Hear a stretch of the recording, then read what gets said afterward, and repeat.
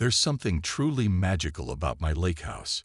It sits on the edge of a quiet, sparkling lake surrounded by tall trees that whisper secrets to each other when the wind blows. The air always smells fresh, like pine needles after a summer rain. And the only sounds you hear are birds singing and leaves rustling softly. For me, it's not just a second home. It's my escape from everything stressful in life. When I'm there, I feel far away from deadlines, traffic jams, nosy neighbors, and people who think they can tell me how to live. Every time I drive up to the lake house, I feel this wave of calm wash over me. It's like stepping into another world where rules don't exist, and all that matters is enjoying the moment. No one tells me what color to paint the walls, or whether my flowers match some ridiculous community standard. It's my space, a place where I can relax without worrying about anyone judging me. So imagine my frustration when I got an email from the Homeowners Association a few days before my planned weekend getaway. The subject line read, "Scheduled inspection for compliance." At first, I thought it was spam. Who schedules inspections for a private lake house? But as I scrolled through the message, I realized it was serious. They said they needed access to check if my property met their guidelines. Guidelines. As if my little cabin in the woods was part of some fancy gated community. I shook my head and closed my laptop. There was no way I was letting them dictate what I could or couldn't do with my own home. If anything, I wanted to laugh at how absurd it all sounded. Did they really expect me to drop everything so they could come poking around? What exactly were they looking for? Dust bunnies under the couch? A rogue garden gnome? Ignoring the email felt like the best decision at the time. I packed my bags, loaded up the car, and hit the road early Friday morning. The drive was peaceful, filled with nothing but the hum of the engine and the occasional chirp of crickets outside my window. By the time I arrived, the sun was setting, painting the sky in shades of orange and pink. I stepped out of the car, stretched my arms, and took a deep breath. This was going to be a perfect weekend. Just me, the lake, and zero interruptions. But perfection has a funny way of slipping through your fingers when you least expect it. Little did I know, this trip would turn into anything but relaxing. In fact, it would become one of those stories you never forget. Not because it was fun, but because it made you realize just how entitled some people can be. And trust me, by the end of it, I'd learn a thing or two about standing up for myself in ways I never imagined. The weekend started off just as I had hoped, quiet and peaceful. I spent the first day reading by the water, sipping hot coffee, and enjoying the gentle breeze that carried the scent of pine trees. It was exactly what I needed. No phones ringing, no emails piling up, and certainly no reminders of the outside world trying to impose its rules on me. By Saturday afternoon, I felt like I was finally catching my breath after weeks of stress. But peace, as it turns out, can be fragile.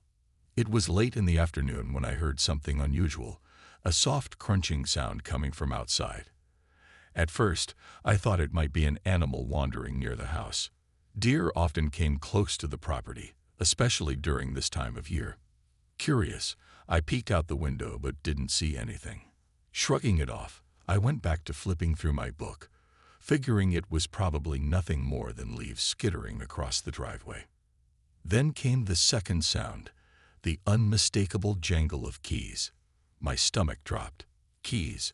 Why would anyone have keys to my house?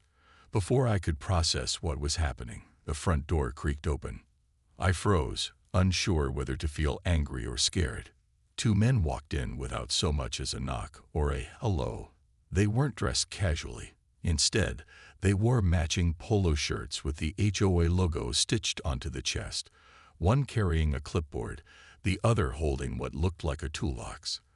Their expressions were calm, almost casual, as if breaking into someone's home was completely normal behavior. "What are you doing?" I blurted out, standing abruptly. My voice trembled slightly, though I tried hard to sound firm. The taller man glanced at me briefly before turning his attention to the room. "We're here for the inspection," he said matter-of-factly, like he expected me to already know. We sent notice. Notice? I repeated, incredulous. You don't just barge into someone's house because you sent them an email. The shorter guy chimed in then, his tone clipped. Look, we're just doing our job. If you cooperate, this'll go quicker. Cooperate. The word hit me like a punch to the gut. They were acting like I had invited them in, like I owed them something. But the truth was, I hadn't agreed to any inspection. In fact, I'd ignored their email precisely because I didn't want them snooping around my property. And now, here they were, walking through my living room as if they owned the place. I watched in disbelief as they began inspecting things, peering at corners, jotting notes on the clipboard, even testing the locks on the windows. Each step they took inside my home made my blood boil hotter. This wasn't just rude. It felt like a violation. My lake house wasn't some sterile showroom. It was mine. Every piece of furniture, every framed photo, every knick-knack told a story about who I am. And these strangers were treating it like it belonged to them. For a moment, I considered calling the police right then and there, but something stopped me. Maybe it was the shock of seeing them act so brazenly, or maybe it was the fear that they'd try to talk their way out of it. Whatever the reason, I decided to confront them directly first. After all, how could they justify barging into someone's home uninvited? Standing my ground, I blocked their path as they moved toward the kitchen. You need to leave, I said firmly, planting myself between them and the rest of the house. Now, the taller man frowned, clearly annoyed. Lady, we're not leaving until we finish the inspection. You're making this harder than it needs to be. Harder. I couldn't believe what I was hearing. Did they really think I was overreacting? That I should just let them walk all over me because they claimed to represent some ridiculous set of rules? No, absolutely not. This was my home, and I wasn't going to back down. Not now. Not ever. I could feel my heart pounding in my chest as I stood there, blocking their way. The taller man's annoyed expression didn't faze me anymore. Instead, it fueled my determination. How dare they march into my house like they owned it? This wasn't just about rules or inspections. It was about respect. And clearly, these two had none. You're not finishing anything, I said, my voice sharper this time. You broke into my home without permission. That's illegal. Leave now, or I'm calling the police. The shorter guy snorted, shaking his head like he couldn't believe I was serious. Calling the cops over an inspection. Really? You're being dramatic. Dramatic. My jaw tightened. They were accusing me of being unreasonable after waltzing into my private space, like they had every right to be there. It was infuriating. But instead of letting my anger spiral out of control, I took a deep breath and reminded myself, stay calm, stay firm. Losing my temper wouldn't help. Standing my ground would. Fine, I said, crossing my arms. If you won't leave on your own, then we'll wait for the police together. That got their attention. Both men exchanged a quick glance, and for the first time, I saw a flicker of uncertainty in their eyes. Until now, they'd acted like untouchable authority figures, like nothing could stop them from doing whatever they pleased. But mentioning the police changed the game. Suddenly, they weren't so confident anymore. The taller man hesitated, then muttered something under his breath before taking a step back. Look, we don't want any trouble. We're just following orders. Orders, I repeated, raising an eyebrow. From who? The HOA president. Because last I checked, no one gave you permission to break into my house. They didn't answer. Instead, they shifted uncomfortably, glancing at each other again. I could tell they were starting to realize they'd made a huge mistake. Still, they weren't leaving, not yet. The shorter guy even tried to edge past me toward the kitchen, muttering something about needing to check the plumbing. That's when I decided enough was enough. Without thinking twice, I moved quickly, positioning myself squarely in front of him.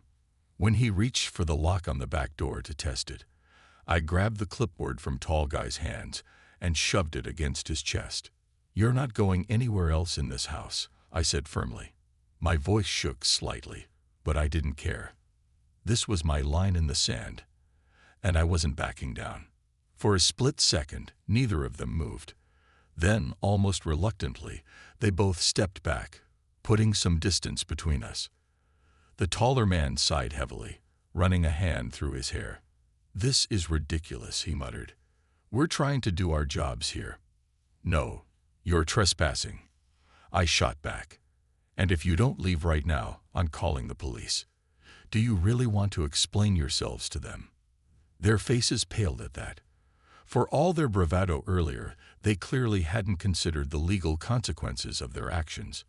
Breaking into someone's home, even if they thought they had a right to inspect it, wasn't something that could easily be brushed off. And they knew it. Finally, the shorter guy spoke up, his tone less confrontational than before. All right. We'll go, but you'll hear from the HOA about this." "Oh, I'm sure I will," I replied, keeping my voice steady. "But make no mistake, I'm filing a complaint too. And trust me, I have plenty to say." With that, they started gathering their things, casting nervous looks around the room. Neither of them looked me in the eye as they shuffled toward the door. I followed closely behind, making sure they didn't try to sneak off or grab anything else while I wasn't looking. Once they were outside, I locked the door firmly behind them and leaned against it, letting out a shaky breath. My hands were trembling, and my mind raced with everything that had just happened. Part of me wanted to collapse onto the couch and process what I'd done. Another part of me felt a strange sense of pride. I'd stood up for myself, even when it was scary. But most of all, I felt determined. If they thought they could intimidate me into silence, they were dead wrong. As I picked up the phone to dial 911, I knew this wasn't over. Not by a long shot. After I locked the door behind them, I stood there for a moment, trying to catch my breath. My heart was still racing, and my hands trembled as I clutched the phone. For a brief second, I questioned whether I'd overreacted. Maybe I should have just let them finish their inspection and dealt with the fallout later. But deep down, I knew that wasn't the right answer. This wasn't about me being difficult. It was about principle. No one gets to barge into your home without permission, no matter how official they think they are. I dialed 911, my fingers hesitating slightly before pressing each number. When the dispatcher answered, I forced myself to sound calm and clear. "Hi, I need to report a trespassing incident," I said, glancing at the front door to make sure the two men were really gone. Two individuals from the homeowners association entered my property without consent and refused to leave when asked. The dispatcher's voice remained professional but concerned. "Can you confirm if they're still on the premises?" "They left a few minutes ago," I replied, "but I want to file a report in case they try to come back or claim I'm exaggerating what happened." "Understood," she said. "An officer will be sent to take your statement and assess the situation." "Can you describe the individuals?" I gave her as much detail as I could, their polo shirts with the HOA logo, the clipboard, even the toolbox, and explained how they'd ignored my demands to leave until I threatened to involve the police. The dispatcher assured me help was on the way, and I thanked her before hanging up. Now came the hard part, waiting. Every creak of the floorboards made me jump. Every rustle of leaves outside sounded like footsteps. I kept imagining them circling the house, peering through windows, maybe even trying to get back inside. Paranoia crept in, and I found myself pacing between the living room and the kitchen, peeking out the blinds every few minutes. It felt surreal, like I was living in a movie where everything seemed normal until chaos erupted.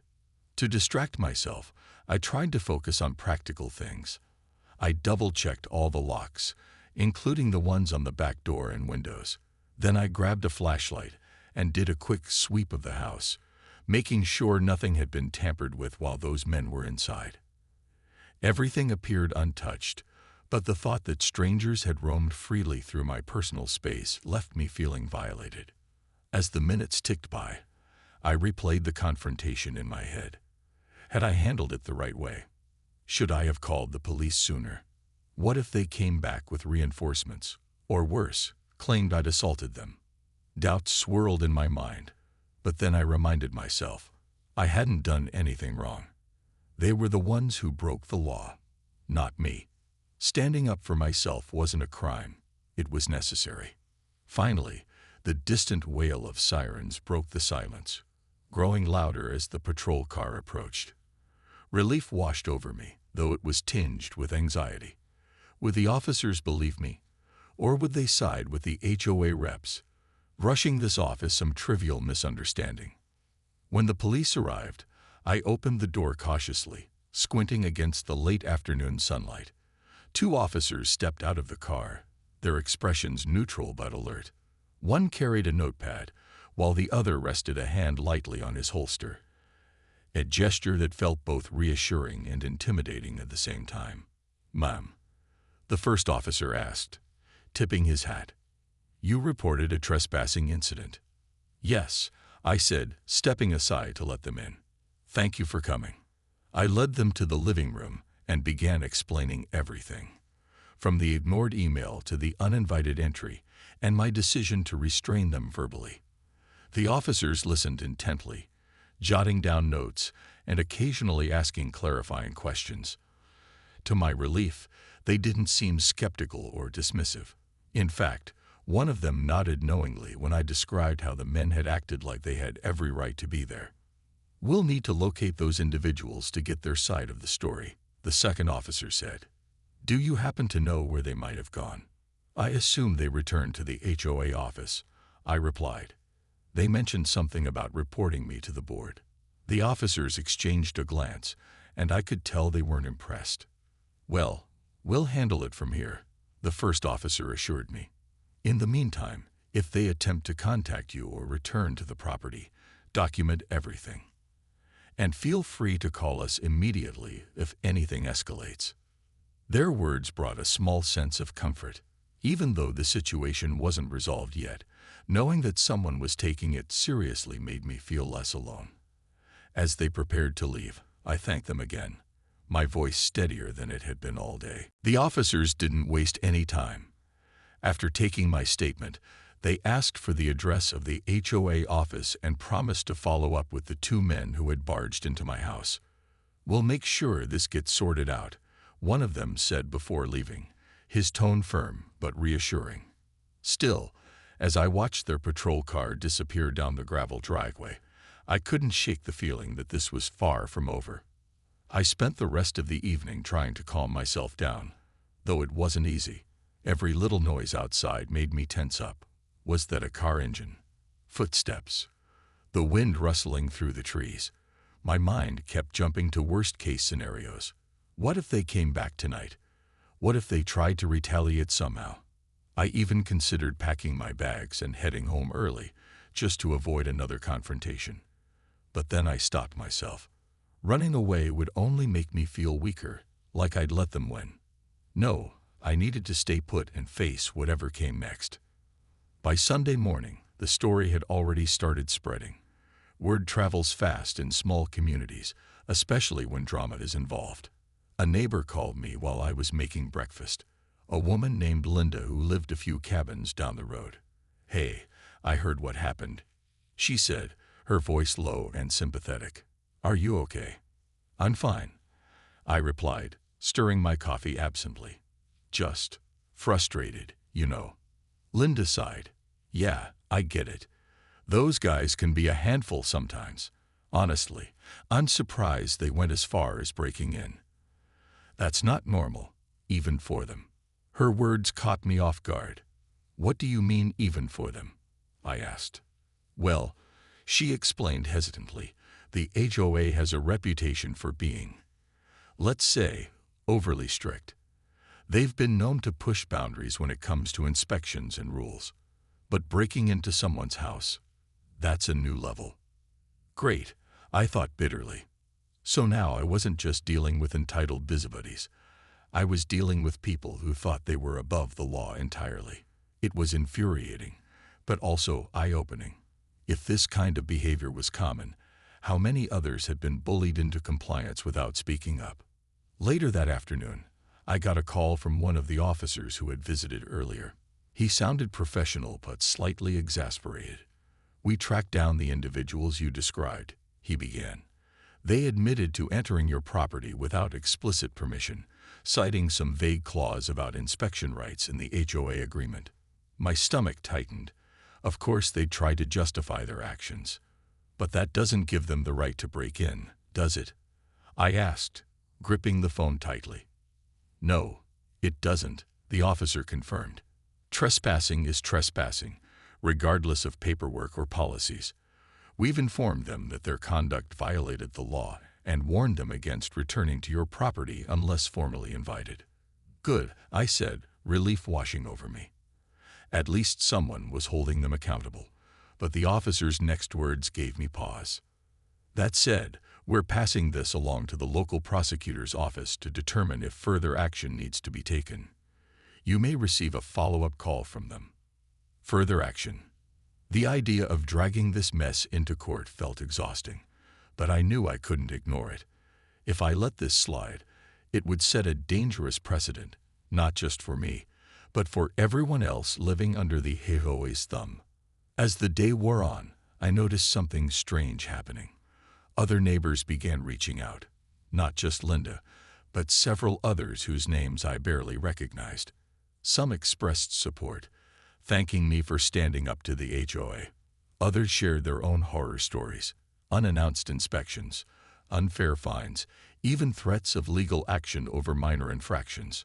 One man told me he'd been fined $500 because his mailbox was painted the wrong shade of gray. Another woman said she'd been scolded for planting sunflowers that were deemed too bright. It was both validating and infuriating to hear these accounts. Clearly, I wasn't the only one fed up with the HOA's antics. And maybe, just maybe, my decision to fight back had sparked something bigger.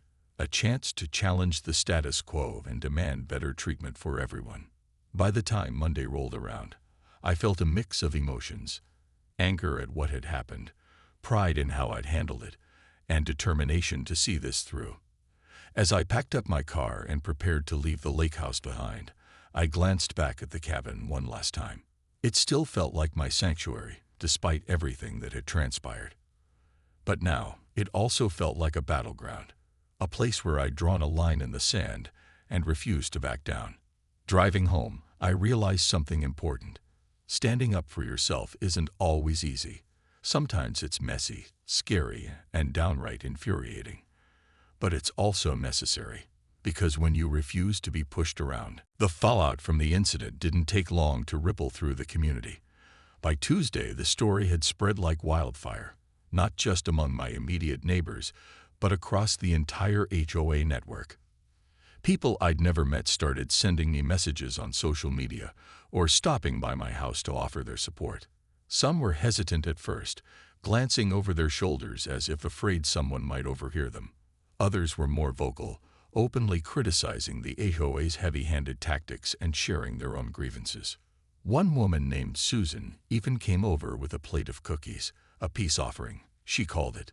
"Thank you for standing up to them," she said, her voice trembling slightly. "I've been too scared to say anything before, but after what happened to you, I realized we can't let them walk all over us anymore." Her words stayed with me long after she left. It wasn't just about me or my lake house anymore. It was about something bigger. The HOA had operated unchecked for years, enforcing rules with an iron fist and silencing anyone who dared question their authority. But now, cracks were starting to form in their facade. For the first time, people were talking, really talking, about how fed up they were. Then came the letter. It arrived in my mailbox on Wednesday morning, neatly typed and signed by none other than the HOA president herself. At first glance, it looked like another formal notice, complete with the organization's logo at the top. But as I read through the lines, I realized it was different. An apology. Sort of. "We regret any misunderstanding that may have occurred during the recent inspection attempt at your property," it began. Misunderstanding. I almost laughed out loud. There was nothing accidental about two men breaking into my home uninvited. Still, I kept reading. The letter went on to acknowledge that communication could have been clearer and promised to revise their inspection protocols moving forward. They also assured me there would be no further attempts to access my property without explicit consent. It felt like progress, or at least a step in the right direction, but I couldn't help feeling skeptical. Was this really an olive branch, or just damage control? After all, the HOA hadn't admitted wrongdoing outright. Instead, they framed the situation as a simple miscommunication, carefully avoiding any language that might imply legal liability. Still, I decided to give them credit where it was due. Revising their policies was a start, even if it felt half-hearted. And while I doubted the board members were losing sleep over what had happened, I hoped the backlash from the community would force them to rethink their approach. Maybe, just maybe, they'd learn that respect works both ways. You can't demand compliance without offering trust in return. But not everyone was happy with how things turned out. A small faction within the HOA doubled down, accusing me of being unreasonable and disruptive. One particularly nasty email landed in my inbox late Thursday night, calling me selfish and claiming I was ruining the neighborhood's harmony. Reading it made my blood boil all over again, but instead of responding, I deleted it without a second thought. Engaging with negativity wouldn't solve anything. It would only drag me back into the same cycle of frustration. Meanwhile, the prosecutor's office reached out to schedule a meeting. While no charges had been filed yet, they wanted to gather more information about the trespassing incident. It was daunting, knowing that this ordeal might end up in court, but I reminded myself why I was doing it. This wasn't just about me. It was about setting a precedent. If the HOA could get away with breaking into homes, what would stop them from escalating their behavior next time? By Friday, life had settled into a fragile kind of normalcy. The phone calls and messages slowed down, though the occasional neighbor still stopped by to check in. My lake house felt peaceful again, though I couldn't shake the lingering unease whenever I heard footsteps outside. To ease my mind, I installed new locks and a basic security camera system, determined to feel safer in my own space. Despite everything, I found myself reflecting on the past week with a strange sense of satisfaction. Yes, it had been stressful and exhausting, but it had also been empowering. Standing up to bullies isn't easy, but it's worth it, not just for yourself, but for everyone else who feels powerless. Sometimes, taking a stand is the only way to remind people where the line is, and ensure they don't cross it again. As the weeks passed, life slowly returned to a version of normal. The chaos that had erupted after the break-in began to settle, but its effects lingered in ways I hadn't expected. My lake house still felt like my sanctuary, but it was different now, tinged with a mix of pride and caution. Every time I drove up the winding road to the cabin, I couldn't help but glance at the trees lining the driveway, half expecting to see someone lurking nearby. Paranoia is a hard thing to shake once it takes hold. Still, there were moments of peace too. Sitting on the dock at sunset, watching the water ripple under the golden light, reminded me why I love this place so much. It wasn't just four walls and a roof. It was freedom. Freedom from rules, judgment, and people who thought they could dictate how I lived. And while the HOA's actions had temporarily tarnished that feeling, standing up for myself helped restore it. Almost. The changes within the community, though gradual, were undeniable. Neighbors who had kept to themselves before started reaching out more often. Conversations shifted from small talk about the weather to bigger discussions about fairness and accountability. Some even formed a loose coalition, a kind of unofficial watchdog group, to monitor the HOA's activities and ensure they didn't overstep again. For the first time, people seemed willing to speak up, not just to complain but to demand better treatment. Even Linda, my neighbor down the road, joked about it one evening when we crossed paths at the mailbox. "You've become our hero," she teased, though her smile was genuine. Seriously though, thank you. People needed a wake-up call. I laughed awkwardly, brushing off the compliment. Hero wasn't a word I'd use to describe myself. I was just someone who refused to back down when pushed too far. But hearing her say it made me realize how important it can be to take a stand, even when you're scared or unsure. Sometimes, courage isn't about grand gestures. It's about saying no when everyone expects you to say yes. Of course, not everything changed overnight. The HOA board members weren't exactly rolling out red carpets or throwing me a parade. In fact, some of them continued to grumble behind closed doors, accusing me of stirring up trouble. A few neighbors quietly distanced themselves, clearly worried about rocking the boat. And every now and then, I'd catch hints of passive-aggressive comments disguised as friendly advice. "Don't make waves," one woman said during a neighborhood gathering. "Things are finally calming down." But making waves was exactly what needed to happen. If no one challenged the status quo, nothing would ever improve. Sure, conflict is uncomfortable, but growth rarely happens without it. I learned that lesson the hard way, and I wouldn't trade it for anything. By the end of the summer, I noticed subtle shifts in the HOA's behavior. Inspections became less frequent and more respectful, always accompanied by proper notice and clear explanations. Fines for minor infractions dropped significantly, and communication overall felt less authoritarian, more collaborative. It wasn't perfect, but it was progress.